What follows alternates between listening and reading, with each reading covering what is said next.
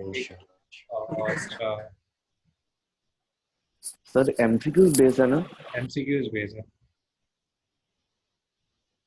Screen नजर आ रही है आपको? जी सर, आ रही है। Yes sir. ये लैपटॉप भी अरेंज मैंने किया है। ये दोनों लैपटॉप इस वक्त जो है चार्जर की वजह से जो है नहीं चल रहा। अब आप देखो कि हम स्टार्ट कर रहे हैं लेक्चर, ठीक है। जिस तरह हमने थ्योरी ऑफ कंज्यूमर में हमने सारी चीज़ों को हमने डिफाइन किया, उसके बाद हमने वहाँ से डिमांड कर्व ड्राइव किया, ठीक है। क्लियर? किस तरह आप देखो कि अगर आप बेसिकली अगर आप देखते हो तो आपको यही समझ में आएगा कि पहले जो होता है हमारे पास क्या है। पहले हमारे पास थ्योरी ऑफ कंज्यूमर आता है, और थ्योरी ऑफ कंज्यूमर से आपके पास क्या आ रहा होता है, थ्योरी ऑफ कंज्यूमर से आप बाकी चीज़ों को रीड आउट कर रहे हैं। सेम लाइक जैसे थ्योरी ऑफ कंज्यूमर है वैसी ही थ्योरी ऑफ प्रोड्यूसर है। फर्क क्या है दोनों में? देखो, अब दोनों में डिफरेंस आप देखते जाओ कि थ्योरी ऑफ कंज्यूमर में अगर आपको एक दफा थ्योरी ऑफ कंज्यूमर समझ में आ गई है, आई रिपीट कि अगर आपको एक दफा थ्योरी ऑफ कंज्यूमर समझ में आ चुकी है तो फिर आपको थ्योरी ऑफ प्रोड्यूसर के अंदर कोई प्रॉब्लम नहीं। थ्योरी ऑफ कंज्यूमर के अंदर आपके पास कोई प्रॉब्लम नहीं होगी, क्योंकि एज इट इज वो वही चीज है जो थ्योरी ऑफ कंज्यूमर, सिर्फ उसके जो टर्म्स हैं वो डिफरेंट है, उसके जो टर्म्स हैं, जिसकी जो टर्मिनोलॉजीज हैं वो डिफरेंट है, बाकी ईच एंड एवरीथिंग जो है आपके पास सेम।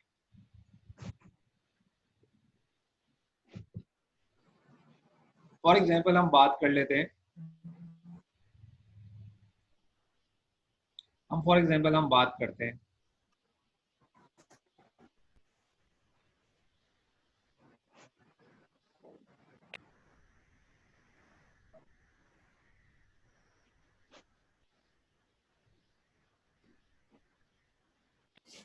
हमने कहा हम थ्योरी ऑफ कंज्यूमर की बात कर रहे थे।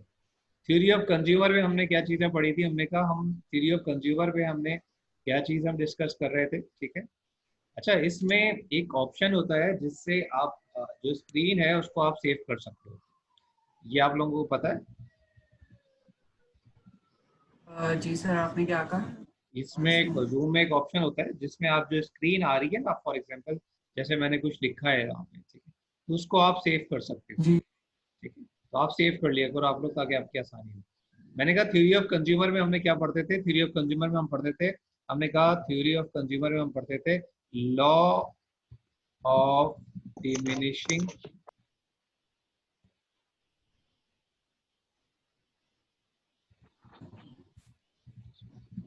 Marginal utility.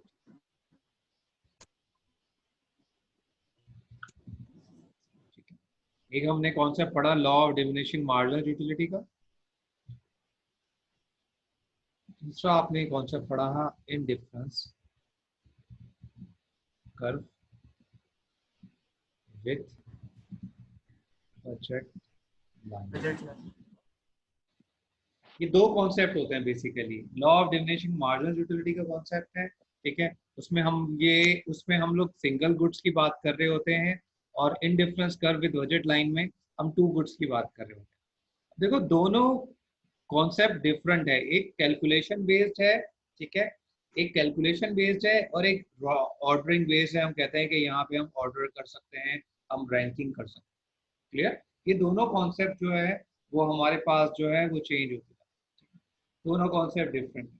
सेम लाइक हम यहाँ पे करते थे कि हमारा थ्योरी ऑफ कंज्यूमर में जो बेसिक ऑब्जेक्टिव होता है वो क्या है? हम कहते हैं कि हमारा जो है वो बेसिकली यूटिलिटी है। क्यों यूटिलिटी है?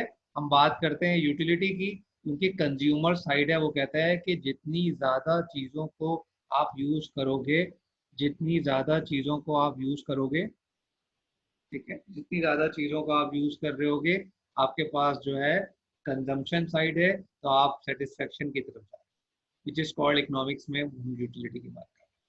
क्लियर है? हम इकोनॉमिक्स में बेसिकली क्या कर रहे हैं? हम इकोनॉमिक्स में हम यूटिलिटी की बात कर रहे हैं। लेकिन जब हम थ्योरी ऑफ प्रोडक्शन में जाते हैं, ये बात समझ में आ गई ना सारी? यहीं से फिर हम लोग क्या कर रहे होते हैं? इन डिफरेंस कर्व में हम लोग दो चीजें और ड्रॉ कर रहे होते हैं, which is called angel curve, और दूसरा है डिमांड कर्व। एंजल कर्व आपको क्या इंफॉर्मेशन देता है? It it it define about the relationship between the income and the consumption of the. Angel curve की बात कर रहा हूं मैं आपको, ठीक है। दूसरा है हमारे पास डिमांड कर्व। डिमांड कर्व आपको क्या शो करता है? डिमांड कर्व शो करता है the relationship between price and the quantity demanded, which is your law of demand, ठीक है। जो लॉ ऑफ डिमांड में हमने पढ़ा था, वही चीज आपने जो है उसमें डिस्कस की। क्लियर? ठीक है। वही कॉन्सेप्ट है लेकिन डिफरेंट तरीकों से आपको बताए गए। कुछ चीजें हमने पहले पढ़ ली थी, कुछ चीजें हमने बाद में पढ़ी। ये हमारे पास अब जो हमारे पास टॉपिक स्टार्ट होने जा रहा है, which is called theory of production. अब थ्योरी ऑफ प्रोडक्शन की बात करते हैं तो यहाँ पे हमारे पास क्या आ जाता है? हमने कहा कि थ्योरी ऑफ प्रोडक्शन की बात करते हैं। हमने कहा कि सर ने तो कहा था कि सारी चीजें सेम होंगी, तो हम फिर बात करते हैं कि क्या चीजें सेम होंगी। हमने कहा कि for example theory of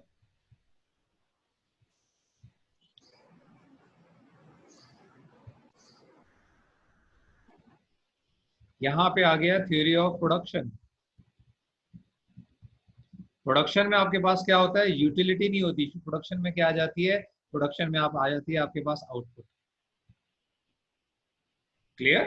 production में आपके पास क्या आ गई? फर्म साइड से आप देख रहे हो ना, फर्म साइड पे क्या आ गई? फर्म साइड से आपके पास आउटपुट आ गई। यहाँ पे हमारे पास है law of diminishing marginal utility, ठीक है। प्रोडक्शन साइड पे क्या हो जाएगा?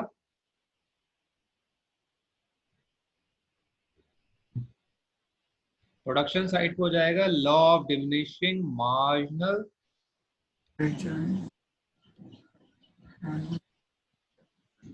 क्लियर? ठीक है। यहाँ पे क्या हो जाएगा? Law of diminishing marginal product हो जाएगा। ये कॉन्सेप्ट वही रहेगा कि आउटपुट है तो आउटपुट में ये बात समझ में आ रही है। मैं सिर्फ ओवरव्यू दे रहा हूँ इस चैप्टर का, इस पूरे चैप्टर का, विच कंसिस्ट ऑफ 2 लेक्चर्स, ठीक है। यहाँ पे हमारे पास बजट लाइन थी और इंडिफरेंस कर्व था। वही कॉन्सेप्ट होगा लेकिन किस में चेंज हो जाएगा? वो चेंज हो जाएगा isoquant with cost line. Clear? Clear है? देखो अगर ये चीज समझ लेते हो, ठीक है, तो हमारे पास क्या है? हमारे पास हमारी अंडरस्टैंडिंग बहुत आसानी हो जाएगी, हमें पढ़ने में बहुत आसानी हो जाएगी कि हम यही समझते रहेंगे कि फॉर एग्जाम्पल कि बहुत लंबा हमारे पास कोर्स आउटलाइन है, हम बहुत मुश्किलों से पढ़ रहे हैं, ठीक है। अब आप ये देखो कि सिर्फ टर्मिनोलॉजीज जो है वो डिफरेंट हो गई हैं, सिर्फ टर्मिनोलॉजीज जो है वो डिफरेंट हो गई हैं, लेकिन आप क्या देख रहे हो कि टर्मिनोलॉजीज तो डिफरेंट हो रही हैं, लेकिन क्या हो रहा है कि फॉर एग्जांपल हमारे पास जो है यहाँ पे कॉन्सेप्ट जो है वो सेम है। नाम चेंज हो जाएगा, बातें हम डिफरेंट तरीकों से करेंगे, लेकिन जो डायग्राम्स बन रही होंगी हम एक्सप्लेन डिफरेंट तरीकों से कर रहे होंगे, लेकिन जो हमारी डायग्राम जो बन रही होगी वो एज इट इज वही बनेगी। क्लियर है? ठीक है, ये बात क्लियर है? yes, चलें इसको देखते हैं। yes. इसको मैं डिलीट कर रहा हूँ, ठीक है। अब फॉर एग्जांपल हमने कहा कि हमारी नेक्स्ट स्लाइड है, हमने कहा what about the theory of production. Theory of production की बात करते हैं, ठीक है। जब हम थ्योरी ऑफ प्रोडक्शन की बात कर रहे हैं तो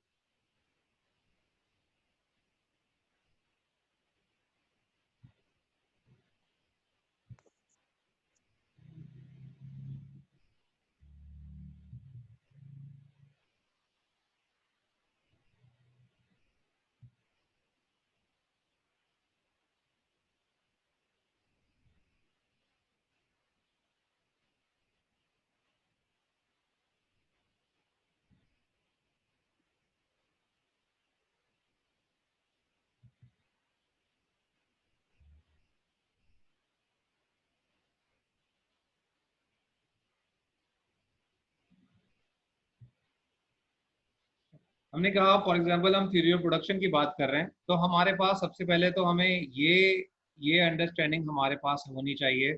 हमारे पास ये अंडरस्टैंडिंग, दो दानियाल शाह आने आ रहे हैं। Who is Daniyal Shah? इन जैन जैन जी सर। ये दो इस वक्त जो है ना, दो दानियाल शाह मेरे पास आए थे। सर 2 दानियल शाह हैं। 2 दानियाल शाह हैं? मैं नहीं सर, एक ही है दानियल शाह तो हमारी क्लास में। दानियाल शाह दो सर मैं उसको परमिशन मांग रहे तो थे, उससे कंफर्म कर लें कौन से हैं। ओके सर, मैं कंफर्म कर ये लेता हूँ। बहुत ज्यादा है आजकल, डिस्टरबेंस हो रही है। जी ठीक जी है। सर, मैं अब कंफर्म कर लेता हूँ। फॉर एग्जाम्पल हमने कहा कि व्हाट अबाउट, हमने कहा कि फॉर एग्जाम्पल जब हम प्रोडक्शन साइड पे हो रहे होते हैं तो हमें पता है कि जब हम कोई प्रोडक्शन करनी है, फर्म की साइड से बात कर रहे होते हैं, तो फॉर एग्जाम्पल हमने कहा कि जब हम कोई प्रोडक्शन साइड कर रहे होते हैं तो हमने कहा अगर फॉर एग्जाम्पल मेरी कोई फर्म है तो उस फर्म का नेचर क्या होगा। ठीक है, फॉर एग्जाम्पल हमने कहा उस फर्म का नेचर क्या होगा, हमने कहा कि हमारे पास there are 2 types of firm. हमने कहा there are 2 types of firm. हमने कहा there are 3 types of firm. For example one firm is called, एक ऐसी फर्म होती है जो सिंगल ओनर होता है। सिंगल ओनर मीन कि हमारे पास क्या है, हमने कहा कि जो ऑर्गेनाइजेशन है, जो फर्म है, उसकी 3 टाइप्स हो सकती हैं। एक हमने कहा प्रोप्राइटरशिप हो सकती है, दूसरी हमने कहा पार्टनरशिप हो सकती है, और third one is called corporation हो सकती है। ठीक है, हमने कहा ये हमारे पास टाइप्स हैं। What is the nature of the firm? Nature क्या होगा फर्म का? अब आप ये देखो कि आपके पास फर्म की नेचर, यानी कि फर्म जो भी है हमारे पास, जो भी फर्म हमारे पास है, ठीक है, आइदर प्रोप्राइटरशिप के अंदर है, आइदर पार्टनरशिप के पास है, या हमारे पास कॉर्पोरेट है। ठीक है, जो ऑब्जेक्टिव है फर्म का वो है same, which is profit maximization. ठीक है, फर्म का अपना ऑब्जेक्टिव क्या है, किसी भी नेचर में है वो। ठीक है, अगर वो 3 नेचर की फर्म है जो हमने डिस्कस की है, उन तीनों का अंदर जो हमारे पास जो वो होगी, वो क्या होगी, वो प्रॉफिट मैक्सिमाइजेशन। प्रॉफिट मैक्सिमाइजेशन उनका जो ऑब्जेक्टिव होगा वो क्या है, उनका ऑब्जेक्टिव सिर्फ यही है कि अक्सर लोगों को ख्याल में आता है कि वो कहते हैं कि सिर्फ वो प्रोडक्शन के लिए काम कर रहे हैं, सिर्फ वो प्रोडक्शन करेंगे और उसके अलावा नथिंग एल्स। लेकिन ऐसा नहीं होता, वो प्रोडक्शन नहीं कर रहे होते, उनका अपना ऑब्जेक्टिव जो है अटैच। फॉर एग्जाम्पल आज हम बात कर लेते हैं, ठीक है, आज हम बात कर लें कि फॉर एग्जाम्पल कोरोना के इशू आ रहा है। कोरोना का इशू हमारी इकोनॉमिक से बहुत ज्यादा इस वक्त लिंकअप हो गया है, क्योंकि ये एक हमारा एक्सटर्नल फैक्टर आया है जिसने अराउंड द, यानी कि ग्लोबल इकोनॉमी को जो है वो वो वो डैमेज कर रहा है, जो उसकी जो एग्जिस्टेंस है उसको डैमेज कर रहा है। फॉर एग्जाम्पल एक छोटी सी एग्जाम्पल मुझे अभी ख्याल यहाँ पे आया है कि एयरलाइंस है, फॉर एग्जाम्पल पीआई है। अब गवर्नमेंट ऑफ पाकिस्तान अनाउंस कर रही है कि हम जो पाकिस्तानी डिफरेंट कंट्रीज के अंदर हैं उनको वापस लेके आएंगे। ठीक है, व्हाट डू यू थिंक के जो airlines just like Pakistan international airline काम कर रही है, वो यूएसए से लोगों को लेकर आ रही है, आपकी नज़र में वो एज अ सर्विस प्रोवाइडर काम कर रही है या यहाँ पे भी प्रॉफिट मैक्सिमाइजेशन कर रही होगी? आप लोगों से जो है कि क्या क्या आप लोगों का क्या है कि क्या कर रही है यहाँ पे? किसी को आइडिया है कि नॉमिनल टिकट है उसका, for example from London to Karachi, ठीक है, 300 पाउंड, वहां से जो लोगों को लेकर आ रही है वो कितना चार्ज कर रही होगी? वो चार्ज कितना कर रही है? ज्यादा कर रही होगी। कितना चार्ज कर रही है? मैंने कहा 300 पाउंड वन वे टिकट होता है, 400 पाउंड वन वे टिकट है, कितना चार्ज कर रही है वो? अराउंड 3000 पाउंड वो चार्ज कर रही है। कहीं पे $2000 चार्ज कर रही है। उसका ऑब्जेक्टिव क्या है? उसका ऑब्जेक्टिव ये है प्रॉफिट मैक्सिमाइजेशन। क्लियर? बात समझ में आ रही है? क्योंकि अगर आपको Yes, sir. देखा जाए तो वो ये कह रही है कि मेरा वो अपनी कॉस्ट को कवर कर रही है। वो ये नहीं कर रही कि जी नॉर्मल होगा, तो वो कह रही है मैं खाली जाऊंगी, XYZ चीजें हैं, डिफरेंट है, ठीक है, मुझे क्या है, मैं तो इतना ही चार्ज करूँ। अगर आपको वो अपना क्या कर रही है, वो कह रही है मैं आउटपुट नहीं देना चाह रही, मैं ये क्या कर रही हूँ, मैं सिर्फ उसका जो ऑब्जेक्टिव है वो प्रॉफिट मैक्सिमाइजेशन। क्लियर? जितनी भी फर्म्स होती हैं except 2 organisation which is public, which is जो उसमें कहते हैं गवर्नमेंट ऑर्गेनाइजेशन, और दूसरी है एनजीओ, नॉन प्रॉफिट ऑर्गेनाइजेशन, इन दोनों का ऑब्जेक्टिव जो है वो प्रॉफिट मैक्सिमाइजेशन नहीं होता, बाकी जितनी भी फॉर्म्स हैं वो क्या कर रही होती है, यानी कि जितनी भी टाइप्स हमने पढ़ी हैं उनका जो ऑब्जेक्टिव होता है वो प्रॉफिट मैक्सिमाइजेशन। उनका काम ही यही होता है कि वो प्रॉफिट को मैक्सिमाइज कर सके, कोई भी ऐसा इशू है वो प्रॉफिट को मैक्सिमाइज कर सके। क्लियर? अच्छा, Yes. एक छोटा सा टास्क है, हमारे पास डिमांड का हो चुका है टॉपिक एक, हमारे पास इलास्टिसिटी का आज टॉपिक फिनिश हो जाएगा। थ्योरी ऑफ कंज्यूमर का क्विज नहीं है, ठीक है। थ्योरी ऑफ कंज्यूमर का क्विज क्यों नहीं है कि थ्योरी ऑफ कंज्यूमर का मैं आपको दूंगा असाइनमेंट दूंगा, जैसे ही इलास्टिसिटी खत्म होगा मैं थ्योरी ऑफ कंज्यूमर का असाइनमेंट दूंगा, उसका क्विज नहीं होगा, ठीक है। फिर थ्योरी ऑफ प्रोडक्शन का भी शायद असाइनमेंट लूंगा या मैं क्विज लूंगा, ये मुझे अभी मैंने अभी प्लान नहीं किया हुआ, लेकिन थ्योरी ऑफ कंज्यूमर का मैं आपको जी बोले। सर आप असाइनमेंट कलेक्ट कैसे करेंगे हमसे? मैं असाइनमेंट कलेक्ट करूंगा LMS के थ्रू। Okay sir. ठीक है, मैं वहां पे आपको क्वेश्चन LMS तो मतलब सही चलता नहीं है, अगर नहीं चल रहा हो तो आप वो देख लेंगे, वरना गूगल के थ्रू कर लेंगे, कोई ऐसा इशू नहीं, कोई ऐसा हार्ड एंड फास्ट रूल नहीं। दूसरा हमारे पास इंपॉर्टेंट थिंग क्या है कि मेरी कल परसों ही बात हुई थी, ठीक है, जो आपके क्लस्टर हेड हैं, ठीक है, डॉक्टर आसिफ सलीम, ठीक है। वो हो सकता है कि एक कमिंग वीक्स में वो क्लास को, डिफरेंट क्लासेस को, स्पेशली इकोनॉमिक्स के क्लास को वो ज्वाइन करेंगे। जो यहाँ डिस्टर्बेंस हो रही है वो चेक एंड बैलेंस रखने के लिए मैनेजमेंट अब यहाँ पे क्लासरूम में आया करेगी, जो कि नॉर्मल आपने देखा वैसे भी क्लास में आते थे, ठीक है। तो हमारे पास एक इशू ये है इस वक्त के, लास्ट क्लास में मुझसे किसी ने क्वेश्चन किया था रिगार्डिंग मिड टर्म का, यही बात डिसाइड हुई है कि अभी तक कुछ नहीं पता, ठीक है। तो मेरी आप लोगों से अगेन ये रिक्वेस्ट है कि आपको जो अपनी प्रिपरेशन करनी है, हो सकता है कि फाइनल एग्जाम में टाइम ड्यूरेशन को बढ़ा, अभी कोई पॉलिसी नहीं है, कुछ भी नहीं है, लेकिन आपको जो तैयारी रखनी है वो डिमांड इलास्ट सप्लाई की भी करनी है और आपके पास इलास्टिसिटी की भी करनी है। आई नो कि टाइम आपके पास बहुत शॉर्ट है, बर्डनाइज हो रहे हो, ठीक है, लेकिन ये अब आपको मजबूरी है कि आपको ये करना है, ठीक है। अगर इनकेस 31 मई को लॉकडाउन की सिचुएशन खत्म होती है, हम वहां पे दोबारा मिलते हैं क्लासरूम में, तो हमारे पास 3 वीक्स होंगे। उन 3 वीक्स में जो आप लोगों की प्रॉब्लम होगी, ठीक है, कोर्स तो इंशाल्लाह हो सकता है हम ऑनलाइन में खत्म कर लें।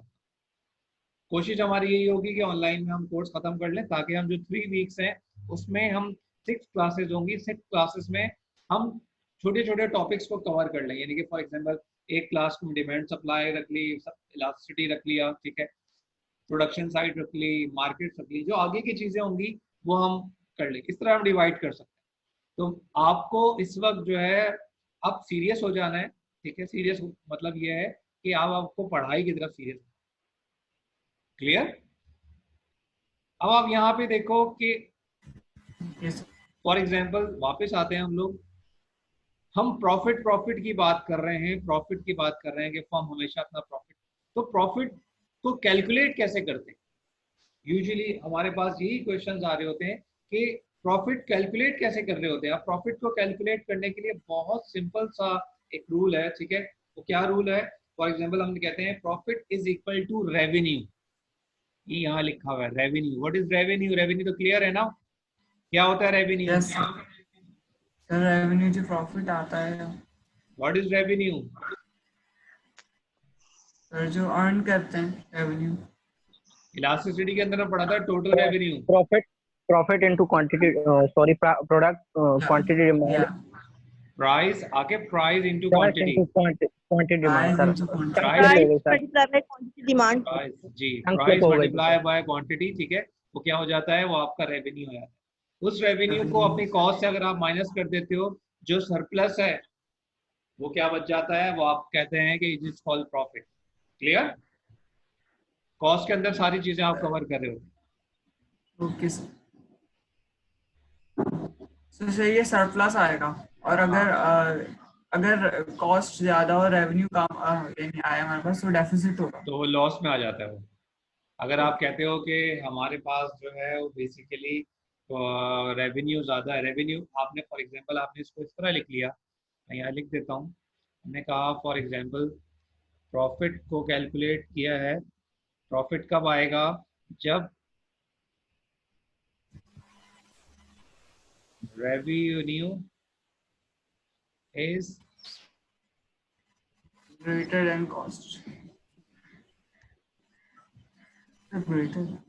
ठीक है, रेवेन्यू आपके पास ग्रेटर देन कॉस्ट है। और लॉस कब है? लॉस आपके पास कब आएगा? जब रेवेन्यू जो है हमारे पास वो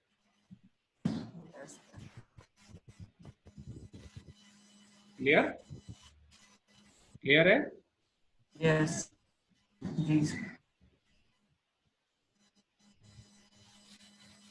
अब फॉर एग्जांपल हम बात ये कर रहे होते हैं कि बहुत सारी चीजें हैं जो हम डिस्कस आगे जाके करेंगे। हमने 2-3 चीजें यहाँ पे की कि फर्म और मार्केट का एक लिंक है, फर्म और मार्केट का एक लिंक है। फॉर एग्जांपल हमने कहा कि यूजुअली फर्म जो है उसकी कोशिश क्या हो रही होती है? उसकी कोशिश यही होती है, ठीक है, वो काम क्या कर रही होती है? वो अपने उसका जो ऑब्जेक्टिव है वो यही चाह रही होती है कि प्रॉफिट को इंक्रीज किया जा सके। अब यहाँ पे एक बात गौर से देखना कि जब हम प्रॉफिट की बात करते हैं तो प्रॉफिट कैलकुलेट कैसे होता है? ये मैंने लिखा, profit is equal to price into multiply by price multiply by quantity, ठीक है, माइनस कॉस्ट। ये मेरी इक्वेशन है, ये मेरी फर्म की है। ये प्राइस को मल्टीप्लाई किया क्वांटिटी से, माइनस कर दिया कॉस्ट से। फॉर एग्जांपल फर्म को अगर देखना है, फर्म को प्रॉफिट मैक्सिमाइजेशन की तरफ देखना है, तो क्या प्रॉफिट अर्न करने के लिए आप क्या देखोगे कि आपके पास कौन सी चीज है जिसको आप कंट्रोल कर सको? कौन सी चीज है? ये तो आपने अब डिमांड उसका थ्योरी ऑफ कंजम्पशन पूरी आपने पढ़ ली है, ठीक है।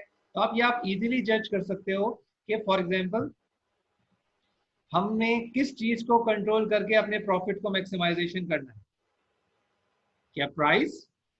3 चीजें नजर आ रही हैं हमारे पास स्क्रीन पे। कौन सी 3 चीजों में से कौन सी ऐसी चीज है जिसको आप कंट्रोल करके अपनी प्रॉफिट को इंक्रीज कर सकते हो? इन 3 चीजों में जो आपकी स्क्रीन पे नजर आ रही है, प्राइस, कॉस्ट होगी। Quantity and cost. अब ये देखो, क्वांटिटी तो नहीं गिराएंगे, क्वांटिटी पे हम कंट्रोल नहीं कर सकते क्योंकि क्वांटिटी कौन सी साइड है? Demand side. क्वांटिटी कौन सी साइड है? क्वांटिटी डिमांड साइड है, ठीक है, क्लियर।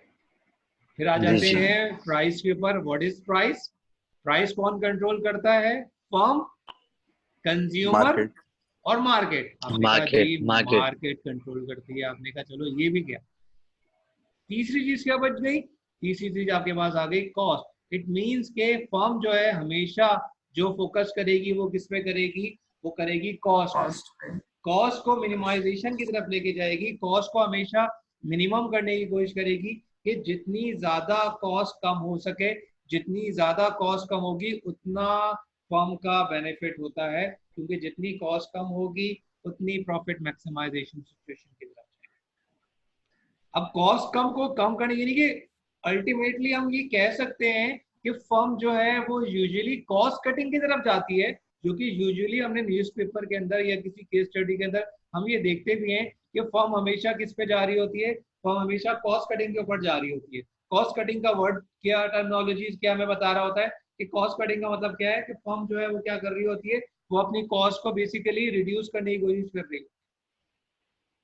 क्लियर? यानी कि रिड्यूस करेगी। तो हमने कहा कि 3 to 4 मेथड्स हैं उसके पास जिसमें हम कह रहे होते हैं, ठीक है, उसने कहा वो यूटिलाइजेशन, वो अपनी प्रोडक्शन जो है वो एफिशिएंटली कर रही होगी।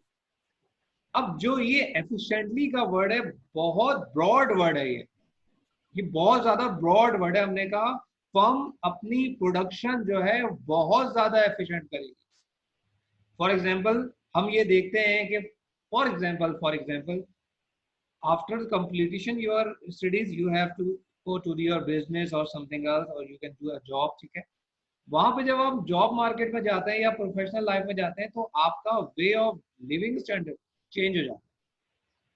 आप अपने टाइम की जो एलोकेशन है बहुत स्मार्टली कर रहे होते हैं या एफिशिएंटली कर रहे हैं। अभी तो आपके पास क्या है कि सुबह आपका उठने का कोई टाइम नहीं है, रात में सोने का टाइम नहीं है। वहां पे क्या होता है आपको पता है नेक्स्ट डे मुझे, अगर फॉर एग्जांपल आपका अपना बिजनेस भी है, आपको भी पता है कि सुबह 8 बजे मुझे उठना है, मुझे ये मीटिंग है, 10 बजे ये मीटिंग है, ठीक है। सारे काम एफिशिएंटली क्या कनेक्शन वाइज कर रहे हो। फॉर एग्जांपल मैं आपसे पूछता हूँ कि अगर इस वक्त आपका कोई बिजनेस होता है which is relate with the corona, ठीक है, तो आप यहाँ पे क्या जो आपका देखो इस वक्त क्या है कि इस वक्त गवर्नमेंट भी कंफ्यूज है कि लॉकडाउन खत्म करे, इकोनॉमी को बेहतर करे या क्या करे, ठीक है, क्योंकि उनको पता है कि फर्म बेसिकली यही वो पॉइंट है जिस पॉइंट से फर्म अर्न कर सकते हैं। कोई 10 रुपए की चीज है तो वो किसमें, क्योंकि इस वक्त एक्सटर्नल फैक्टर हुआ हुआ है, प्राइस हाई हुई हुई है। आपने देखो कि लास्ट यानी कि मैं रात में न्यूज पढ़ रहा था, ठीक है, तो वहां पे एक खबर मेरे सामने आई है कि आपको पता है कि ऑयल की इंटरनेशनल मार्केट में स्पेशली फॉर दी अमेरिकन जो 92% कम हो गई। अमेरिकन जो ऑयल है उसकी प्राइस आपको पता है पर बैरल कितनी हो गई है? 1. नहीं, एक मिनट, पर बैरल हिस्ट्री में 1 सेंट, अमेरिकन की बात कर रहा हूँ, जी 1 सेंट। 1 सेंट का मतलब क्या है कि उसकी प्राइस नेगेटिव में चली गई है। 1 लीटर की जो प्राइस है ना वो नेगेटिव में 1 सेंट नेगेटिव में कैसे काउंट होगा? 1 सेंट पर बैरल है। अच्छा, ओके। 1 सेंट पर बैरल है। अगर मैं उसकी पर बात बैरल करता हूँ, अगर मैं लीटर की बात करता हूँ तो लीटर मेरे पास 1.5 है।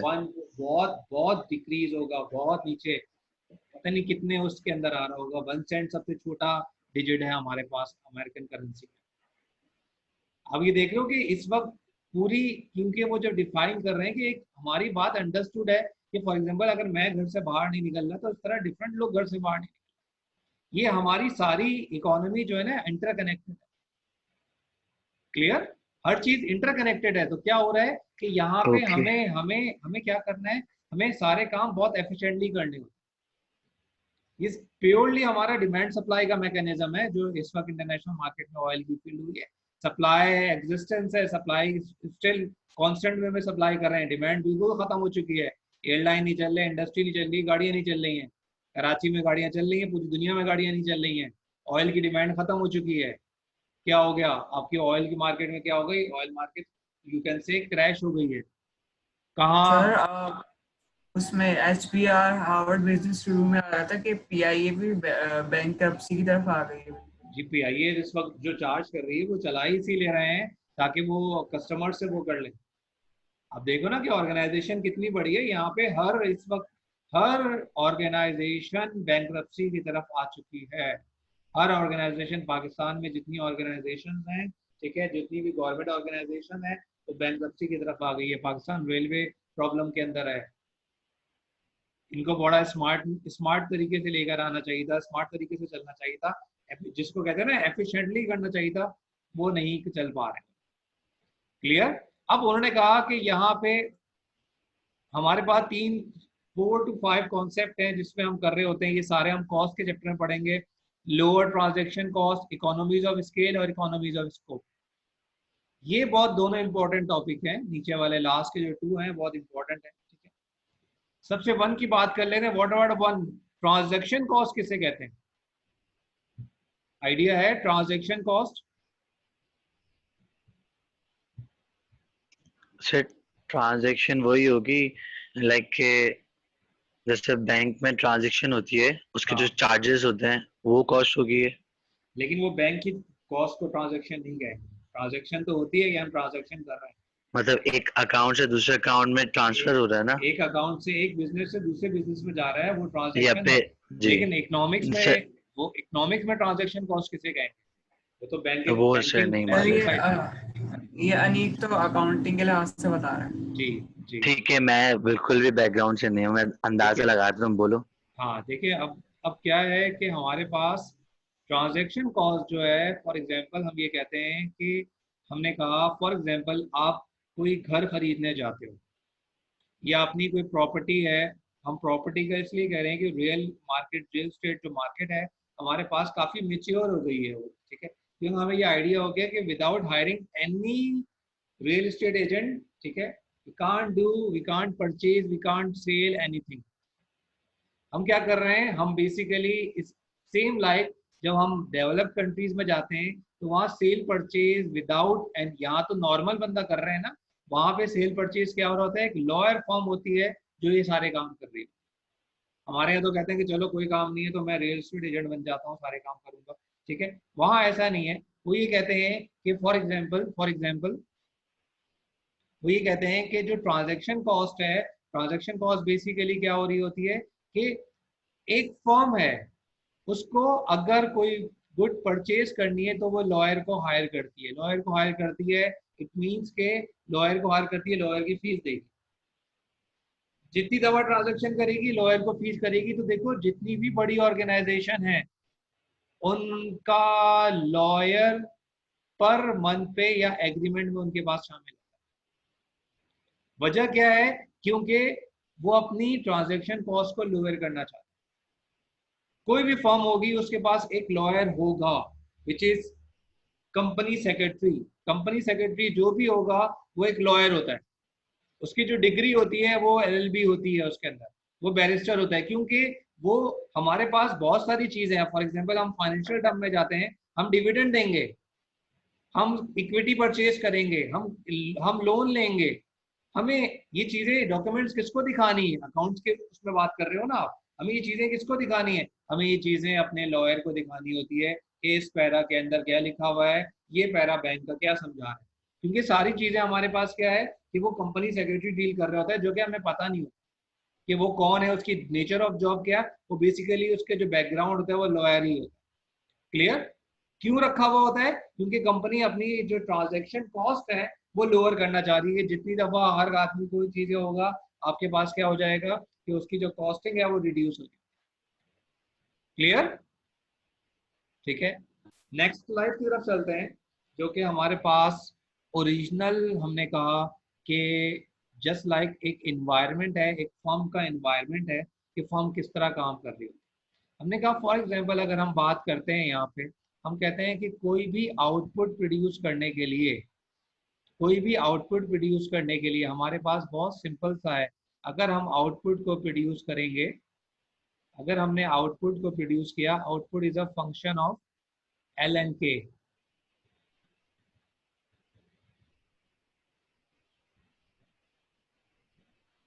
आउटपुट किस तरह प्रोड्यूस होते हैं? With the help of L and K। What is L? L stand for labour, L stand for labour, what about K? K stand for capital.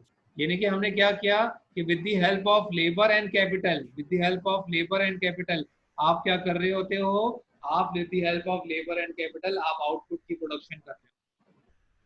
Clear? हमने कहा कि एक फर्म जो है वो बेसिकली हमने कहा इनपुट सप्लायर है। अब यहाँ से हमारे पास इनपुट्स आ रहे हैं, ये हमारे पास आउटपुट की प्रोडक्शन है।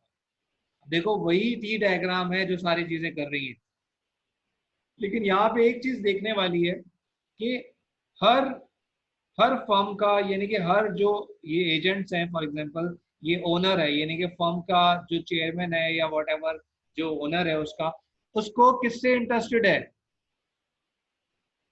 उसको क्या चीज चाहिए? उसको सिर्फ प्रॉफिट चाहिए। उसको क्या चीज चाहिए? उसको सिर्फ प्रॉफिट चाहिए। देखो क्यों? क्योंकि उसने इनिशियल फाइनेंसिंग उसी ने की है।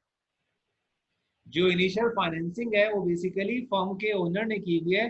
फॉर एग्जांपल कोई सीईओ उसको अगर चला रहा है, कोई रन कर रहा है, कोई सीईओ उसको रन करना है, तो वो आगे ये नहीं पूछेगा कि हाँ चलो बताओ कि फॉर एग्जांपल कितनी गाड़ियां जो है सोल्ड आउट की है। तो वो बोलेगा कि ठीक है 2 साल से तुम बिजनेस कर रहे हो, मुझे बताओ कि मुझे बिजनेस तुमने प्रॉफिट कितना दिया है। क्लियर? वो हमेशा अपने प्रॉफिट की तरफ जाएगा।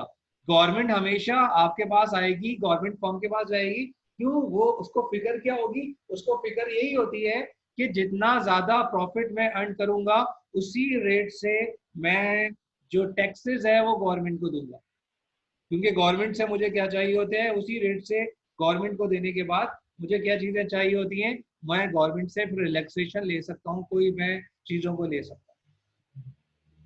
क्लियर? क्लियर है? ठीक है, टाइम खत्म होने वाला है। ठीक है, what about the customers? Customer को क्या होता है? कस्टमर बेसिकली आउटपुट वो दे रहा होता है। कस्टमर फर्म कस्टमर को आउटपुट सोल्ड आउट कर रही होती है, रिवॉर्ड में क्या ले रही होती है? Revenue, which is called your sales revenue. ठीक है, प्राइस इनटू क्वांटिटी, रेवेन्यू हो गया। इनपुट सप्लायर से वो इनपुट ले रहा है, यानी कि लेबर एंड कैपिटल, अगेंस्ट में क्या दे रहा है, कॉस्ट, यानी कि वेजेस एंड रेंट, वो जो है उसको रिटर्न कर रहा होता है। तो ये मैकेनिज्म है जो ये चल रहा होता है।